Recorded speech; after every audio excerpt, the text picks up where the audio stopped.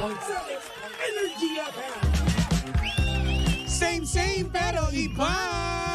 Mga pag-aaras natin, 5:32. Aba, yung sound trip natin ha. Ang lupet ha. Totoo. Ay, alam mo, nagulat ako ha. Hindi ko ina-expect. Iba talaga, partner.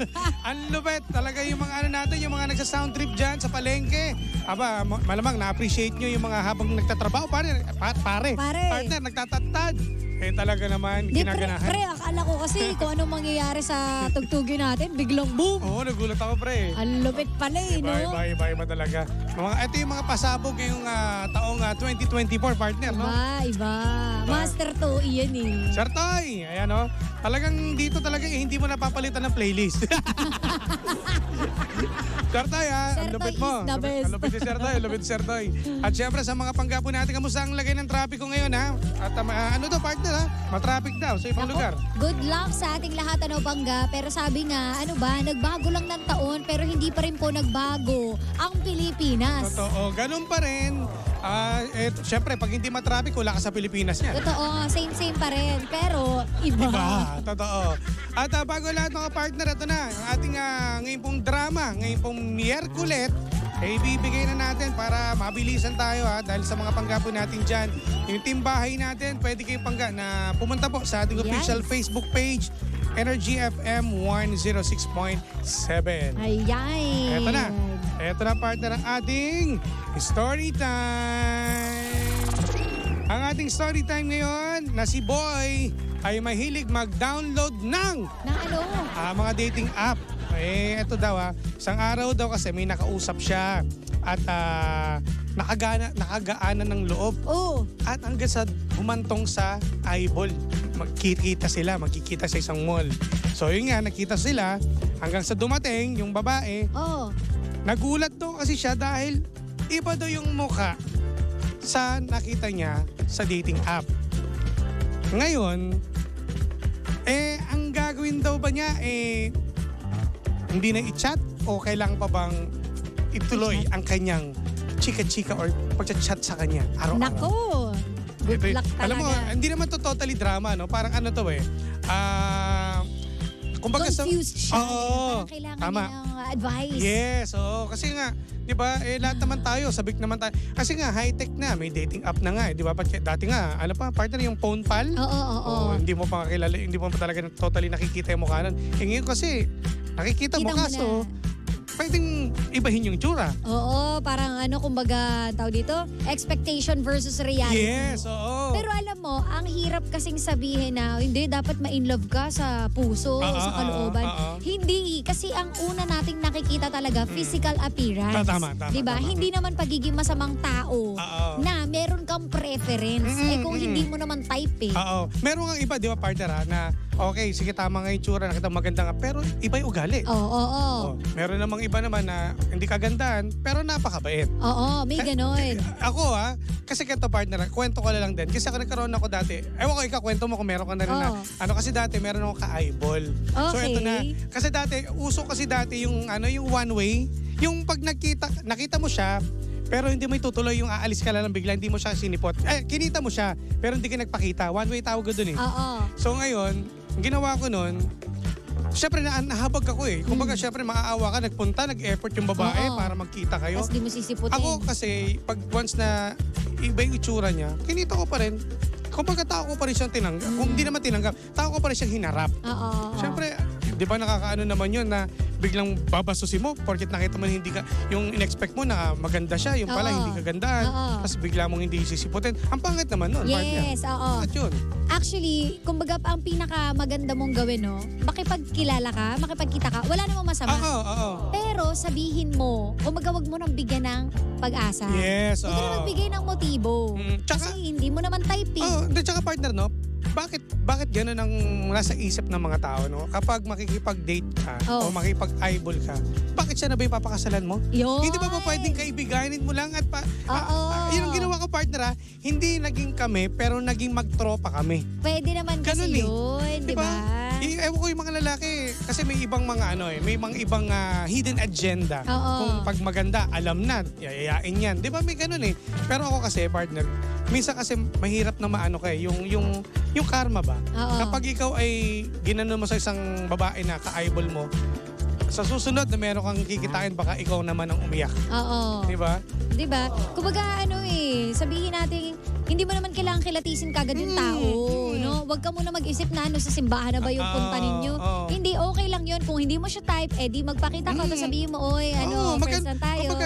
Kumbaga pinlano nyo na magkita kayo, kumain kayo. Para kasing problemado siya di ba? Na hindi siya maganda. Okay lang, normal lang naman yun Totoo. Na hindi ka magandahan sa isang tao, hindi mo siya type. Di, makipagkilala ka lang. Kasi sa akin, partner, kung mabait naman at di ba, komedyante, ano naman, di mag-usap. Di ba, kumbaga, first time nyo lang naman nag-meet O baka mamaya, hanap-hanapin mo yan dahil napakadaldal, makulit.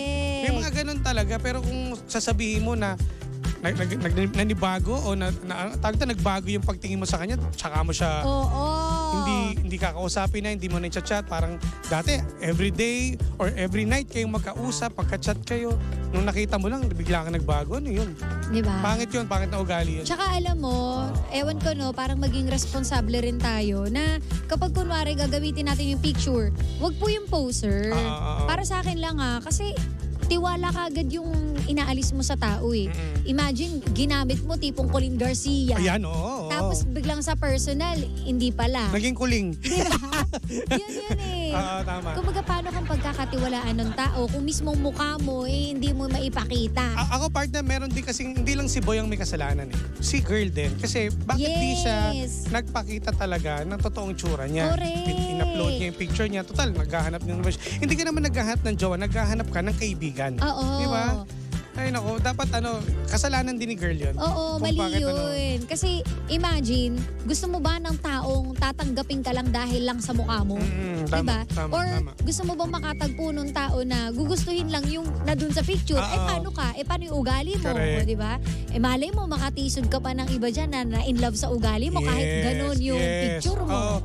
Wag kang ang dito, ang bottom line nito, wag kang panghinaan ng loob. No, sa mga mapababae, mapalalaki, pakita mo yung kung sino ka talaga. Kasi dito magiging basihan dito ay yung ugali. 'Di ba? Kung tayo mabait, 'di ba? Yun lang naman ng kapag magaling kang makisama, marami kang magiging kaibigan. Totoo. 'Di ba? Ganun lang kasimple 'yon. Kasi hindi ka dapat mag-expect if ever na kapag makipag-meet ka, jojowa ka agad. Jowa na agad yan pag nakita kayo. Hindi naman ganun kabilis. Hindi ganun kabilis. Di ba? Huwag tayong magsisinungaling. Yun, no? Yung mga gumagamit, bawal din yun Actually, illegal yun, yung gumagamit ng mga poser. Oo, tama. Accounts, di ba? Kasi baka may madimanda ka rin dyan, di ba? Oo, X tayo dyan, ha? Kasi napakalawak ng social media. Pag may nakakita ng totoong tao, yung mismong ina-upload mo na siya, baka pwede kang demanda niya. Totoo. Ginagamit mo yung picture niya. Swerte lang natin kasi nasa entertainment tayo. Kahit papaano, malalaman kung credible ba yung profile natin. Paano yung iba? Yung iba na wala naman, wala sa industriya natin. Diba? Walang kamuang-muang ginagamit yung mukha. Grabe. Ayun lang, wag kayo panghinaan ng loob. At sa mga sumasali o nagda-download ng mga dating app, lang to, pagiging kaibigan. Kumbaga naghahanap ka ng kaibigan. Yes. Hindi ka naghahanap start lahat. Hindi ka naman naghahanap kagad na pag nakita jowa, sinagot ka kagad. Yan ang kabilis. Grabe naman. Nakalagay doon kagad, looking for bride. Oo, may ganun kagad. Tsaka pag ganun din, kapag nakipag-meet up ka, make sure na ikaw yung manlilibre, yung lalaki. Kasi yung lalaki dapat ang una manlilibre. Baka mamaya mahiya ka naman, yung babae pa nang libre sa'yo. Diba? Hindi porket gwapo ka, di ba ganun, partner, yung patay na patay kagad sa yung girl. Let's tayo dyan. Wag ganun. Maging gentleman tayo. Yan. Alright. Alam mo na kung makikipag-date kayo, be responsible, mga pangga. Ayan, partner, may nag-comment sa natin, Teka. Sabi rito. Ito sabi niya ni Darwin, hidden desire kasi ng isang tao kapag maganda o gwapo ang isang tao. Kaya yung may magandang itsura ang madalas na loloko. Ganun ba yun? Ito, naranasan ko rin yan dati, text-text pa noon. Mas masarap nung text may gulatan kasi.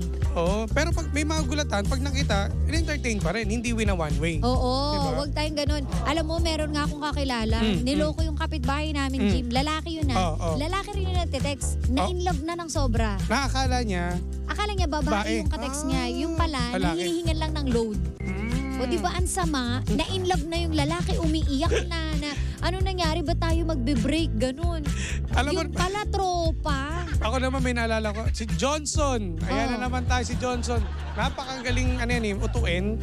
Alam mo, may kachat siya, pinagmamalaki pa nga sa akin. Pare, meron akong kachat, pare, maganda. Foreigner. Sabi ko, wow paano makapag-English? Hindi nga nag-i-English Yung hi, hello lang Tapos parang give me load. So binibigyan niya naman. Tapos yung binibigyan niya load number sa Pilipinas. Globe number pa. Di ba malalaman mo niloloko? Buti na lang, may mga kaibigan din na, pare, wag ka na niloloko ka lang yan. Hinuhututan ka niyan. So di ba ganun, may mga ganyan senaryo rin na hinuhututan ka hanggang sa pinapaasa ka. Kaya gumagamit din ng magiging poser din, di ba? Ingat din tayo, ha? Ang saklap talaga ng buhay. Naku, kaya kayo kung makikipagkilala, mas maganda personal na lang, Oo, tama. Alamin mo yung bahay, o ikaw lang pumunta talaga. Kung totoong siya talaga yun, di ba? Oo, magkita na lang kayo. Coffee, ganyan. Ay nako. Basta mag-ingat mga pangga. At saka marami ring partner na na hindi lang yan ang mga nangyayari. Yung iba dyan, di ba? Nagkakaroon pa ng kumbaga nahaharas pa. Correct. May mga iba dyan, yung mga kabataan pa na mahilig makipag-meet up, no? Na basta-basta nagtitiwala sa Facebook. Oo, yung mga biglang sumasama. Sumasama. Naku, mamaya isa salvage ka na yan. Kaya nga mag-ingat kayo yung mga Grabe ganyan. manakot no? Kaya mas pabor ako pag may mga chaperon. Kasi dati, ayaw nila na may chaperon, di ba? Oo. Pag mga pag-meet up, ayoko nung may kasama ka, may chaperon ka. Pag gusto ko tayong dalawa lang. Ngayon, mas kailangan mo na may kasama. Totoo yan. Para safe ka pa rin. Hindi lang sa pagiging chaperon yan Para safe ka kasi nga, mahirap ng dalawa lang kayo magkikita. Tapos, yung pupuntahan nyo pa malayo. Correct. Diba? Tapos liblib pa. Yan. Ay nako, Bini, kalalagyan talaga tayo dyan. Ingat tayo mga girls dyan na mahilig mag-download ng dating app dyan. Okay, mag-ingat Doon na tayo sa makalumang way. Tama. Ayan. Alright. Ako, dahil dyan, kuya, sana ay okay ka. At pakinggan mo na lang, yung mga pinagsasabi namin. I-replay mo.